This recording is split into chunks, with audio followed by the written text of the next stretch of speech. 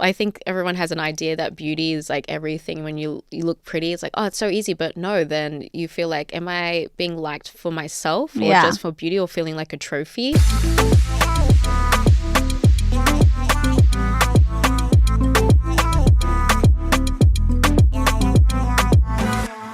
Hi guys, thank you for tuning in to another episode of Against All Odds. I'm your host, Yris Palmer. Today we have a very special guest with us. Her name is Shanina Shaik, and she's an Australian model who has walked the runway for some of the biggest names like Chanel, Oscar de la Renta, Tom Ford, Victoria's Secret. You have such a resume. Thank you. My God, we have a model in the house.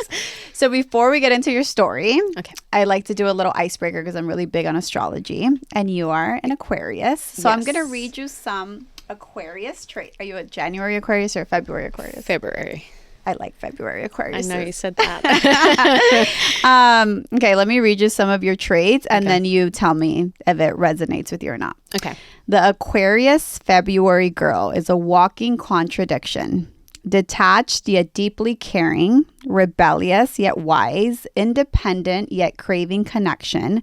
She lives in her own world, always thinking outside the box. Oh my God. Is that you? Yeah, very much so. Yeah? Yeah. I'm only rebellious when it comes to like, if I'm being told what to do. You don't like people to tell you what to do? No, don't tell me what to do. Yeah. Yeah. But like if you're doing wrong, I'm rebellious. But I'm always like thoughtful, caring, a dreamer, but very independent, but also want the emotional connection. Yeah. You're like independent, but also like baby. It sounds so complicated.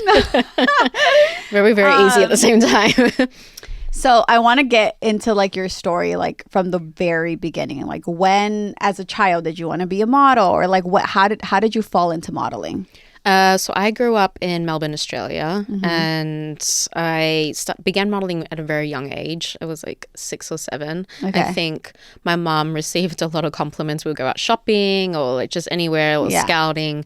She's like, she should do modeling. And I was really shy growing up and got into modeling. And it was just like catalog work, like Target and Kmart. But it was fun. You're doing makeup. I get to go out of school. It was lovely. But it was just like my piggy bank money, you know, and a part of me felt really confident when I was on set. When you were doing it? Yeah, I could see the difference, the comparison of me just being myself, but then being on set, even at a very young age. And then in my teenage years, my mum was like, okay, now it's time to focus on school and studying. And in high school, I was in the accelerated program. So I was learning 2 years curriculum in 1 year. Oh my God. Yeah. Okay, good for you. Yeah, so my mom was like pushing me. But so I got into this program. So I was like, let's focus on schooling now. And I did that. But then I still kind of wanted to do modeling. Yeah. And in Australia, they had this girlfriend model search, like it was a magazine. And they were scouting models, and if you won the modeling competition, you would go to New York. And Miranda Kerr was part of it, Catherine McNeil, Abby Lee. These are all like a really top supermodels in Australia. Yeah. So I wanted to do it. And I did it, but I was too young. They were really interested in me, but I was too young. So how old were you? I think I was like 14. Okay. Yeah. And were your parents supportive of like you wanting to do it? My mom has been consistently supportive throughout my whole career. Yeah. You know? But she also said, like, you want to do modeling, fine, but keep up with your grades. Yeah. And I did. So I kept my word and my promise, and I did that.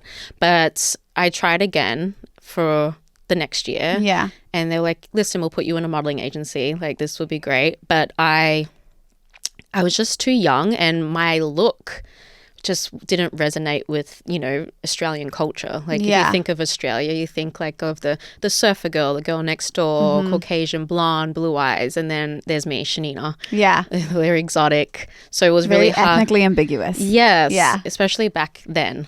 So it was kind of a block for me, and I wasn't going to kind of like meet what I wanted to do in the modeling industry. So there was a modeling competition, a TV show that came up in Australia, and it was called Make Me a Supermodel, and they had the American version. It was like America's Next Top Model? Yeah, so they had the American version, and they bought they bought the network to Australia to trial it and do the show. So my mom was like, why don't you try to do the show, and if you won, you got a contract with a New York modeling agency. And I was like, yes, I'll try for it, you know. And then the morning of the casting, I said no. I didn't. I was like, I don't want to do it. My mom's like, please just try. And my mom was sitting there and she was... Why didn't you want to do it? I think nerves or just feeling uncomfortable and uncertain. I was really shy again growing up. And I just was like, I don't know if I want to do it. Because being in front of like a, photographer camera is very different from video as well. So it's a different... So different. And you know why I was really uncertain? Because I was bullied in school right before that. So I was being bullied a lot and being around in a situation where I felt like I'm going to be in a house with girls who may pick on me again. I was on like... TV. It's on like, TV. Why would I put myself through that? Yeah. It happens in reality TV. Yeah. The good thing about the show is that it was male and female. So it kind of broke up that, competitiveness all girls and cattiness. But so my mom was like, that couldn't help you. But yeah, I was being bullied in school and I was really uncomfortable and uncertain of having or feeling those emotions again. But finally... do the show. I went to the casting. They were really interested in me. I got into the show. And one of the judges took a picture of me backstage and went back to the US and showed the modeling, one of the head modeling agents from New York Models. His name was Corey Batista. And he said, I have to sign this girl. I have to get to New York. Yeah. But I did the show. I was runners up. Came second, and I was so upset because all I wanted to do was get the modeling contract. Yeah. So I thought okay, this is not happening. And as the show finished, I went to New York. They actually they signed me, and I went to New York before the winner actually. So you go to New York and God was laughing at your plans. He's like, I got bigger plans for you. You're going to go to New York. So you get to New York, and then what's your plan when you arrive to New York? Did you go by yourself? Did your mom go with you? No, I went by myself. Okay. I traveled from Australia. How old are you now? I'm 17. Okay. 17, went to Australia. Oh my Australia. God, how scary. It was 17? Scary. Yes. Okay. And it's January in New York, so it was winter snow, and I've never seen snow in my life. Yeah. Being Australian. So you're great, I'm freezing. Yeah, Here I'm freezing. What do I had? I remember I ride with my baby fat jacket on, my jeans. That's when baby fat was it was baby fat rockaware. I really wanted to do the baby fat show because wearing my baby fat jacket, and I arrived and there was snow, and I was I went to the model's apartment, and I was like, okay, so someone will be there to show me around. No one was in the model's apartment. I was scared, and I started crying. But I called my mom, and they figured it all out for me. I went to the modeling agency the next day, and I literally got to work the next day. I landed, and the next day I went to castings. And at that time, you just had maps. You didn't have I feel so old saying that, but it was just I had maps.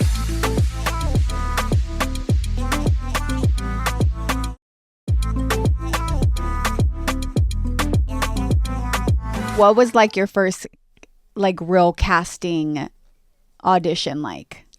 So I had 7-8 castings during the day.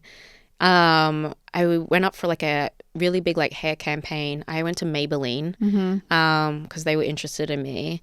And when I did go into the modeling agency, they're like, what is your dream job? What would you like to do? Yeah. And I said, I want to do Victoria's Secret. And at the time they didn't have pink. So I was still quite young to be in Victoria's Secret because they were only booking girls that pretty much were 21 and up or 20. And you're a baby still, you're 17, as a woman or a girl, you're growing into yourself. So, but I did go see them and they were just she's too young still, but they're really interested. So, but my second day in New York, I booked my first job. What was it? It was the hair campaign, for Maybelline. No, it was it was like a Pantene, but it was really big, and it was such a big money job. And I think in that moment, girls that do come to modeling agencies and they're not so fortunate, it takes them a while to book a job. Yeah. And editorial, you think all the girls you see in magazines and Vogue and all that, they're not getting paid. Yeah. It's not that. It takes a little while to book a job, but if you're doing commercial. But I think in that moment when I booked that big money job, it was on a spiritual level, because I'm quite spiritual, just all believing God is this is where you're meant to be. Like, this is happening. And I think for the agencies, they're like, oh, this girl can make some money. I mean, baby, you booked a job right away. I booked a job, and it was helpful because I have to pay for my flights. I have to pay for the modeling agency. I have to pay for travel and my food, and I'm there by myself. So, oh my God, so much pressure at 17. At 17, yeah. Paying taxes to the IRS and all of that. You have to do it. What did like booking a job? Because I know like when people don't book jobs, obviously that could do something to your self-esteem. But like booking a job so soon, did that like help you with your confidence and your like feeling like you were in the right place at the right time? Definitely made me feel like I was in the right place at the right time, and giving that boost of confidence and feeling supported to know that I can take care of myself. But you still, part of the modeling industry and part of the job, you're hustling and you're continually trying to prove yourself to get a job. And it's hard. Sometimes you'll have a great month, and some days like it's fashion week and I'm 5'9", but I'm still considered short for runway. Yeah. So I really had to like, bang down doors and windows and go through the back door to try and prove myself to get high fashion. And how competitive is the modeling industry? It is extremely competitive. There's so many girls that want to do modeling, and it's like, I'm excited, I want to do this. I don't think they understand the trials and the hurdles and the emotional side of modeling. And it looks so glittery and glamorous, but you're consistently dealing with rejection every day. Yeah. It is, there was another model that said, you got to think of yourself, if I was an apple and they're looking for a pear, and you walk in, they're like, you're only looking for pears, and you're an apple, they're like, we don't want you. Yeah. And you're consistently looking at yourself and your body and your hair and your skin, and you don't get answers as well. You just have to like come to the realization or come to the answers for yourself. And that's really hard for a 17-year-old girl and young girls. Yeah. So did you feel like it started to affect you, like mentally, like body dysmorphia, like when you got into that world? Because now you come from a pretty normal world in Australia. Now you're thrown into this model industry in New York, where it's like one of the most competitive like cities. Do you feel like that started to affect like your mental being so young? Absolutely. I think your brain is still developing, and you're still learning, and being at such a young age, and being bullied, I think that had like a huge play on like my confidence as well. But yeah, like dealing with the rejection, it was hard for me. I think I flew back home like 3 times to Australia in that year. It was really difficult for me, and I just wanted my mom. Yeah. It's hard, and I was still like figuring out schooling.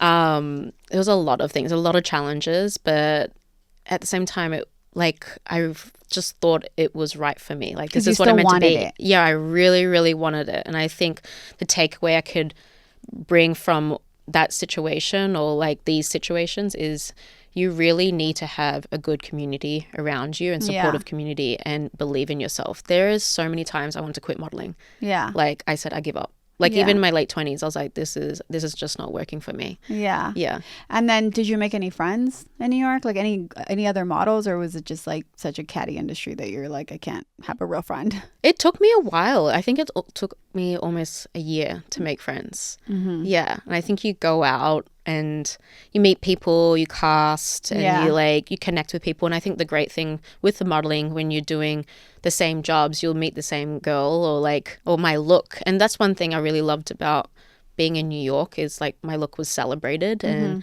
appreciated, and they made me feel like they really embraced me. And because I was so mixed, they're like, that's so exciting. And I'm like, I did not, because New York is so mixed with so many people, so many cultures. Like there's so much culture in New York. What do you think it takes to be a Victoria's Secret model? I think being a Victoria's Secret model, it's not just about the body and the face. And what I've learned, it's about personality. They really push the girl when you're walking down the catwalk. They're like, we want to see personality. And I think like when you look at all those girls and you think of like Adriana, Alessandra, like you look at them, you're like, wow, they each have their own significant, unique personality. And it's so different, and how they show their confidence or their sexiness and just being a woman, they really embrace it. So personality, because going on a runway, in your lingerie and just walking and smiling. I could never do that. It's hard. Not every girl can do it.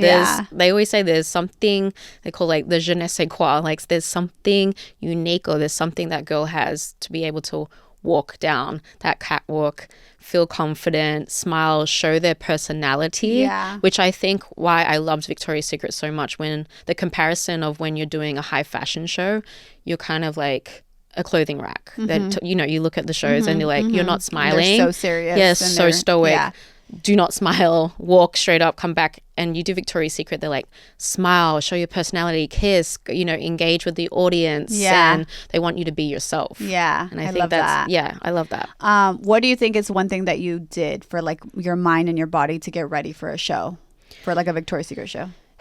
I think being appreciative that I was chosen. I think just taking that all in is really important, knowing like, okay, they want me for a reason, and really embracing that and connecting with that and repeating that to myself, because there's so many gorgeous, beautiful women that try for that casting, for that show.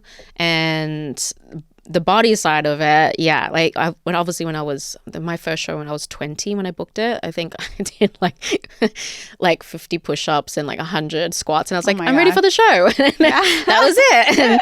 And then as I age, the seriousness and the reality of it, things change as you age, and unfortunately, but that's what we have to deal with, and that's life. But it would take me like 3 months, 4 months. I would have to be like very strict with my workout regimen. And I would do like coming up to the show, I would do like 2 to 3 workouts a day. Dang. Yeah, it was, I'm not going to lie. There's been times where I come back from a like late night workout and I would probably pass out in my workout gear, and it's disgusting, but I was so tired. I would obviously shower when I get up. But Oh my God. Do you feel like the modeling industry has changed? Absolutely changed. What's one of the biggest changes that you can visibly see? Social media drastically changed the modeling industry and the fashion world. Diversity, the conversations of diversity. I think for me, being a part of that era and seeing it and seeing that the world we live in is full of like different cultures, different backgrounds, different races, and beauty comes with all of that, not just in one category. You want to see yourself in the clothes, you want to see beauty all around you. So I think that's been really amazing to see how the fashion industry has been so open with diversity. And it's important that it did change, you know. But yeah, social media, like that's been... So like in terms of social media, you feel like now, obviously before you were going to castings, you feel like now they're getting these girls just off of Instagram? Yeah, there's moments I haven't gone to a casting for a long time, but I directly booked. But when I would do castings and social media came in, it was quite popular, like Instagram. You write your name down and they'll ask you how many Instagram followers you have. No way. Yeah. Because you think of it as a business tool as well. You think about the client and the business. And if you have followers and you're putting money into a talent, and if they post or if they're seen, it's more visibility, it's more marketing, and it's more promotion. So that side of it, you have to think like, okay, for that client, it would make sense that I do book this girl because I'm probably going to gain more from this campaign.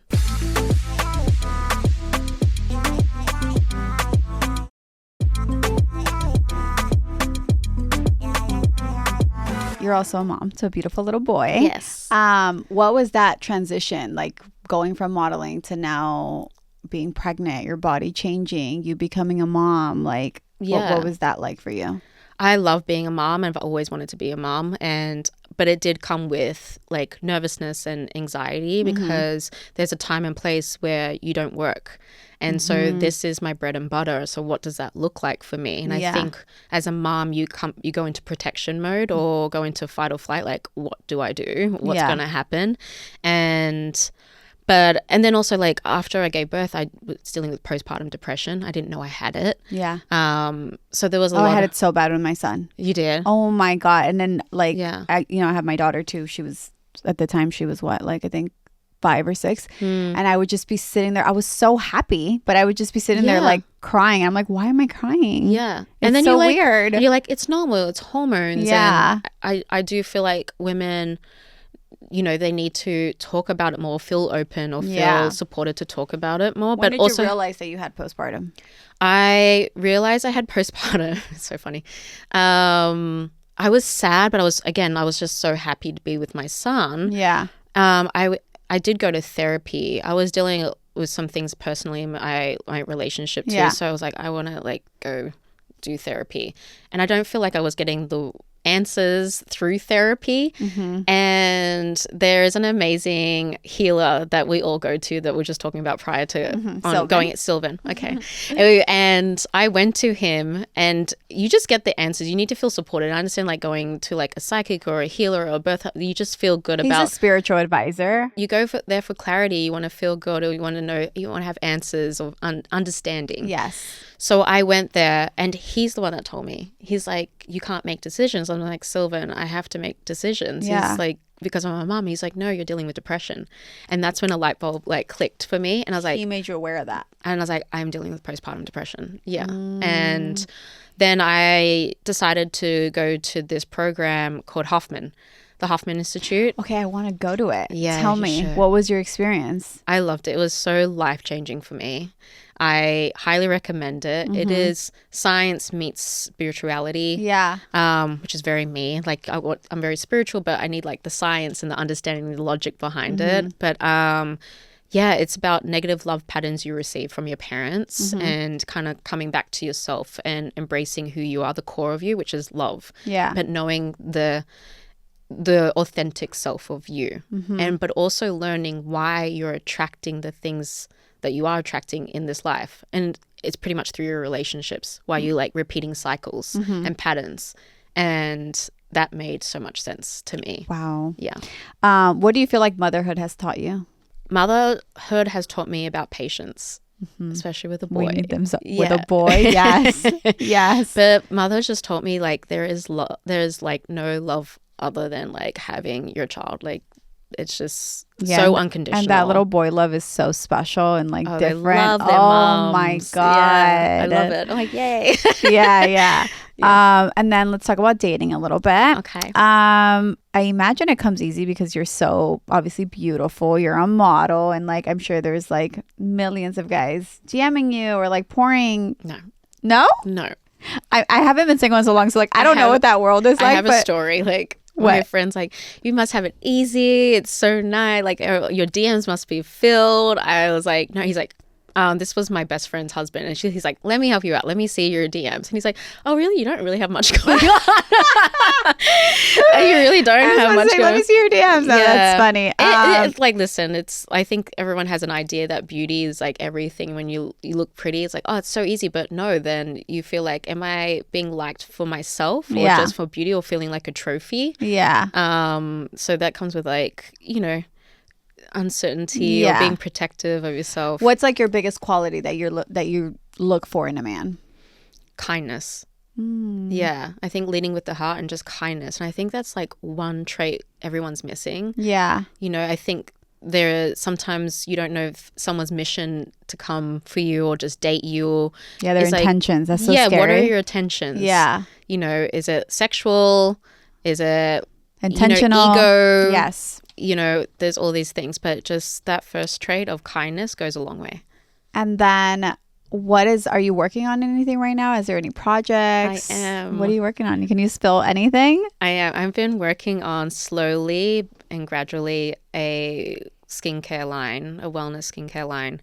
And it's more than that. So things will be unfolded as we go. But I've been just really caught up with it. I've been doing like workshops and just building it from the ground up. I think I've been trying to do it for many years now, but I think timing and having a baby was really difficult. Yeah. Well, you have one of the best skins like ever. I tell you this every time I see you. Like you have glass skin. Like in person, I don't know if it translates on the camera, but like you're like a walking filter. Oh my god. So I'm so Your excited. Skin's very good. You think so? Oh my god, you have great skin. No, I think it's as I've. You don't think you have great skin? No, as I've gone when I was younger, yes, like I would wash my face with like hand soap. Like I didn't have the skin. But guys do that and they look great. Yeah, but no, I feel like in my 30s now, like it's like now I have to pay attention to what I'm putting on my face. You know, like all of that. But I'm so excited that you're coming out with because whatever you're using, I need to use. Oh, I'll give it to you. Don't worry. Yeah. My passion is my skin, and I think being in front of the camera and learning and. You know, like everything you see in front of the camera, but it's also just a base of like how you feel. Yeah. And I think that's really important. That's why I love like skincare because it's really does. It's like your face is like what you show every day. You want to feel like your best self. And you really do your homework. I know you have like your research, Korea, all of that. I've gone to Korea just to do my background and my homework. You're sending me your list because I'm sending you my list. I promise you.